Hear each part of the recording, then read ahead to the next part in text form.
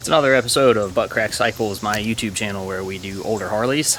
My name's Paul if you are new here, and there's a bike over my shoulder. Maybe you can see it, maybe you can't. I might be covering it up. Let's turn the camera around and check this out and talk about what this is and what we're going to do to it. So here is the motorcycle in question. This is Mr. John's 97 Fat Boy. This bike has been on this channel before.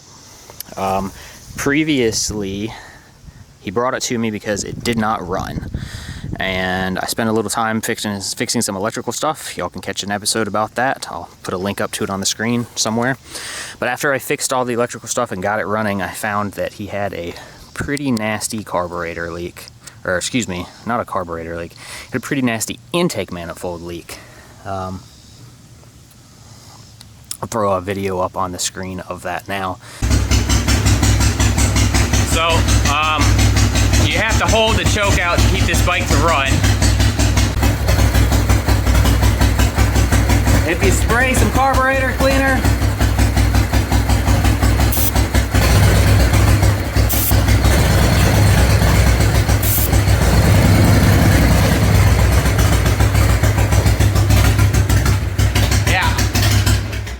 let go of the choke, bike dies.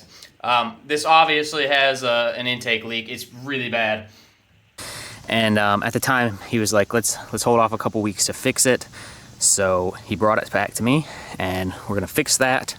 And while it is here, I also had noted to him last time that he needed some riser bushings. I don't know if y'all can see that really well. Let's get it zoomed in a little. The riser bushings on this bike are totally shot.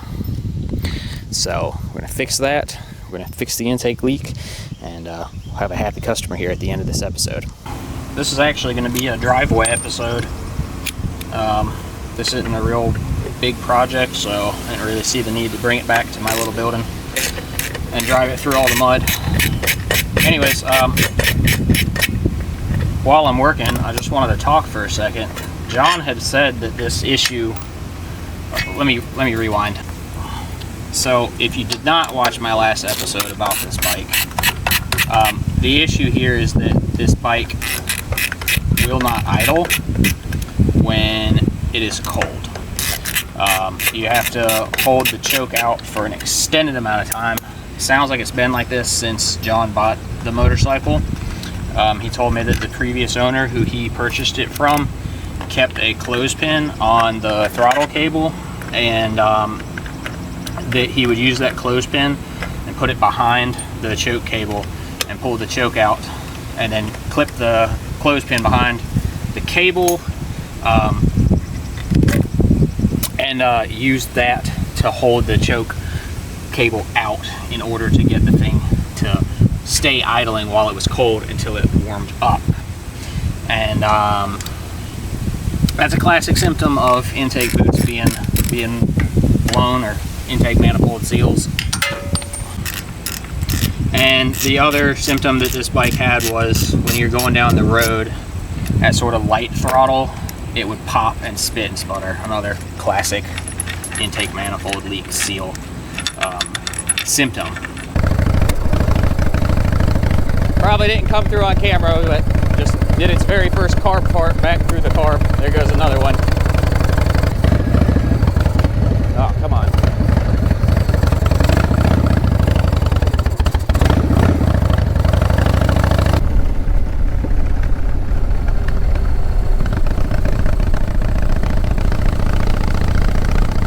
Yeah, just especially right when you first roll into it. Got a pretty good cough right there at real light throttle positions. So obviously we're gonna pull the carburetor off and then take the intake manifold off. Real quick, this is not a stock CV. This is a Killer Motorcycle Products carb. A guy named Dale in California evidently makes these. I've never heard of them. I don't really know anything about them, so I can't vouch for them. It seems like a pretty nice piece. It's been like smooth and polished here in the Venturi section. I do not know anything else about them, so this is not an endorsement of them, just letting y'all know what this is. But yeah, let's snatch the carb the rest of the way off. Alright, so the carburetor's off. That's pretty simple. Just unbolt it like I showed you from both of your breathers. The carburetor pulls right off. Take your throttle cables loose, take your hose vacuum thing loose, take your fuel line loose, make sure your petcock is off, and then I always just unscrew the choke from the other side. But now I need to get the intake manifold off, and sometimes that's a little tricky, so I'll show you all that. Okay, so the exhaust side ones are fairly easy to get to with an actual Allen key. You can see I've already got one in there. These are 1/4 inch, and you know, that's just pretty straightforward. Break them loose. And then, you know, it's kind of a pain, but once you've got them broke loose, it's not too hard to, it's not quite all the way loose. It's not that bad, you know, you can get in there with your fingers. It's easier to do when you're not trying to talk. And just unscrew them the rest of the way by hand. The other side, those are the tricky ones that normally kicks people's butts, so let's move the camera over there. Alright, so here we are on the other side. Obviously I've taken the horn off and the horn cover, just took the wires and tucked them up out of the way. You can see the bottom bolts, back bolts, whatever you want to call them. They're pretty tight and tricky in there. And getting an Allen wrench in there, just an Allen key like this, is extremely obnoxious, if not downright impossible. It's worse on the Sportster. They sell a tool to do these, but I'll show y'all what I use. So this is it. It's a 1/4 inch bit out of a bit driver set that I've ground down, and then I just take this, my 1/4 inch wrench, and do the old Mike Tyson now kiss. Put them together. I'll show you how it works. So take your bit and stick it in there in your bolt. Take your box under your wrench.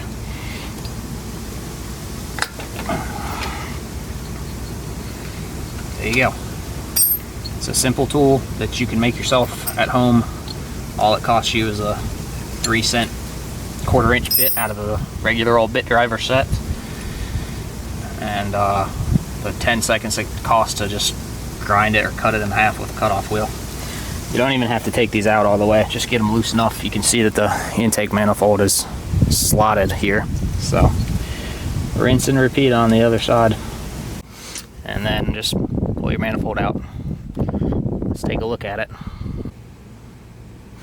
That's one side. These are pretty hard, pretty flat. Yeah, those have been in there for a while.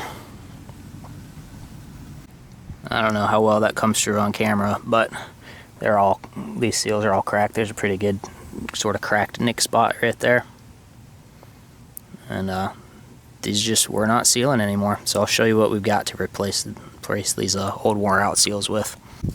Alright, so there's our old intake manifold. John, the customer, actually has opted to replace the entire manifold. This is a Harley manifold that has been reworked by that same fella at that what's its name? Killer Motorcycle Products. Looks like maybe it's been smoothed and polished a little bit inside there, bead blasted. I'm guessing this come off of an EFI bike. Looks like there used to be a intake temperature sensor right there. It's been plugged, but we've got a new boot for the carburetor, new seals for the intake manifold. Obviously the flat part goes towards the cylinder heads and the taper part goes back here to the flanges. So I'm going to grab a little rubber mallet and knock these flanges off. Keep in mind, if you're doing this, that these are directional. So this is the front, this is the back, front, back. Yeah, it's fairly straightforward and self-explanatory though. But yeah, knock the flanges off, put the seals on with the flanges on this new manifold, and then I'll show y'all the trick to getting to put this back together the right way. Alright, so the flanges are swapped over, the new seals are on it, but we can't just go throwing this on there. Obviously the flanges are loose because it's not all stuck together like how this old junk had it. This has to go on a certain way, and you can't just bolt this on there. So let's walk it over to the bike, and there's a special secret Mickey Mouse Mouska tool that will help us get this perfect. Alright, so like I said earlier, the back side the horn side ones, flanges are slotted. So you just slide them onto the bolts, and then just take some care as you do it. You don't want to roll those seals, cut them, and just kind of weasel this around until you can get everything started. Now obviously this center section of your manifold here is still going to be able to rock up and down, right? Because it's still loose inside of those flanges and it can kind of roll back and forth. And this, the manifold, is of course bolted to our cylinder heads, but it's the carburetor going to be hanging off of the end here, and it is bolted to your breather bolts right there. So you got to make sure all of that is square to each other.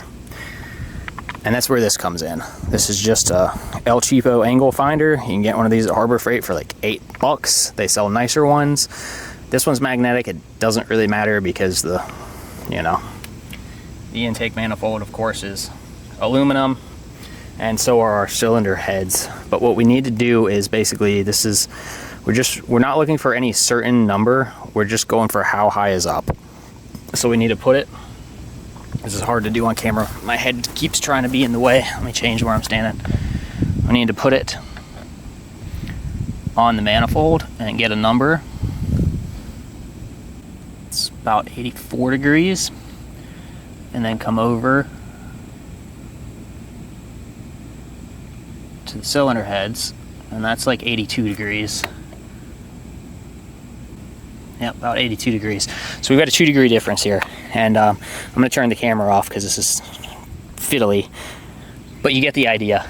These need to match so that all of this is in the same plane. You want the plane of the intake manifold and the plane of the carburetor to the cylinder heads to all be exactly together. That way when you bolt that carburetor on, because remember, all that's sealing the carburetor intake manifold is just that little rubber gasket, that rubber seal.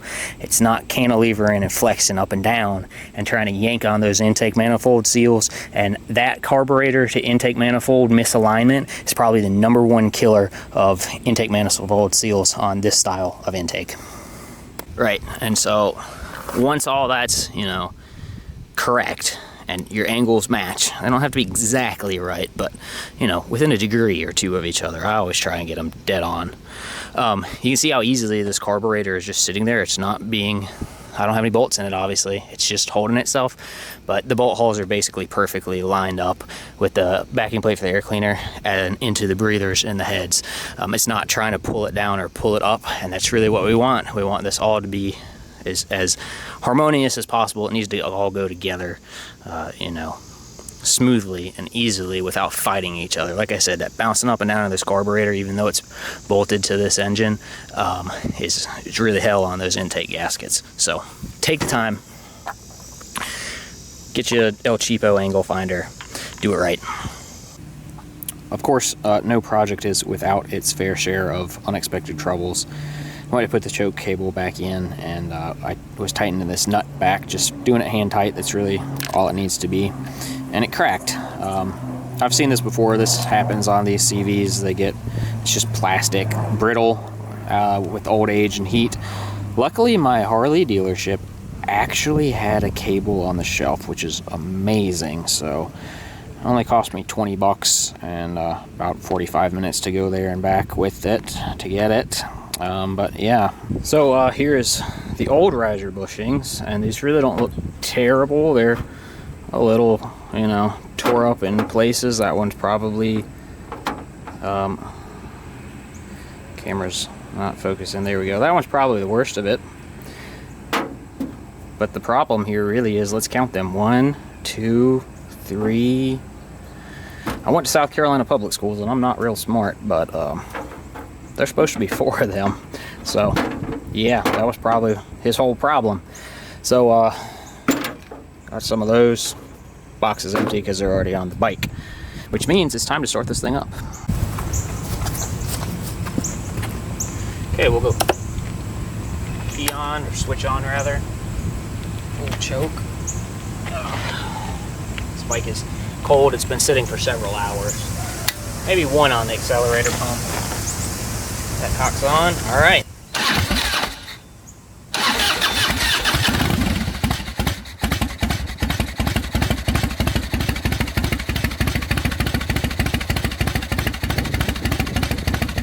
That idle might be a little bit low, but I'm gonna let it sit here and run and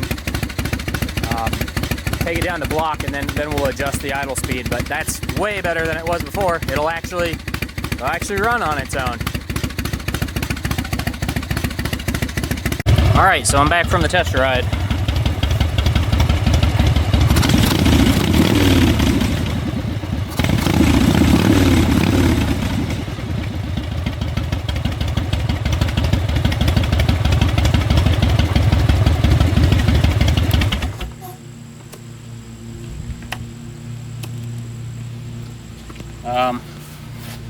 Yeah, back from the test ride. That went pretty good.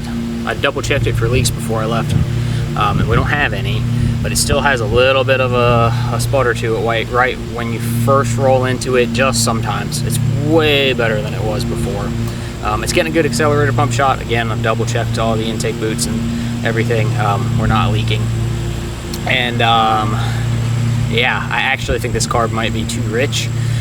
When you really roll on it like I did just there, it puffs a little bit of black out of the tailpipes, and the tailpipes are pretty sooty. I don't know what kind of jetting's in this carburetor. I have no idea about this brand or this guy or anything.